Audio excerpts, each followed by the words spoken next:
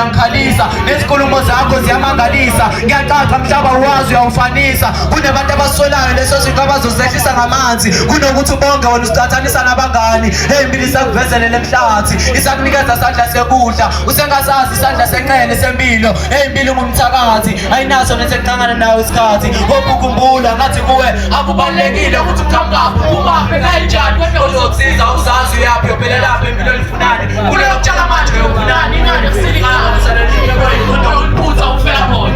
Iphutha ngathi ilona elizoyenzeka ngoba likade ifike savakasha niyitshela ukuthi ngakusafa kuzofa laphi, kodwa ngathi sizimisela ngokukhala khona ngoba selakini midlala amalanga lishoni ngakasiphuzanga uthi iphutha lenziwa yini noma kuyiphutha ukuba yini noma lenziwa ngephutha ngoba okuhle ngathi akungifanele. Ngiyafisa nokulandela amaphupho ami kodwa abantu bazokhuluma kabi. Ngiyafisa nokusiqalela ibhizinisi ngisithandisele ngikhobe cosha indlala eswini kodwa abantu bazohlekisa ngami bathi ngiyahlupheka. Bazohleka bakhumbule ukuthi le mpilo ayiphilayo awusikhethelanga. Uma ungalalela abantu usazolala ngayo indlala, le nkantezi ngalizohamba nisazobangisana ngayo ibuya. Landela amaphupho akho vele abantu bazokhuluma. Khumbula sikonkoze ehambayo kubambe ezingelayo, impilo yaselimsilayo kulayezela. Indoda nendoda iyodla umjuluko wayo, kuzokusiza ushintshe indlela ocabanga ngayo. Konke okwenzayo usenzela wena ngekho omsizayo. Uyofuna lokho okutshalako, enza lokho kuzokwenza ulala udlile ngoba abantu umlomo behlezi bewuvulile. Ukukhumbula ngathi kuwe akubalulekile ukuthi uqhamukaphi, umaphi kanjani, kodwa kuzokusiza uzazi uyaphi uyophelaphi impilo lifunani. Kunokutshala manje ufunani imali kusulikana kusalela ihluphe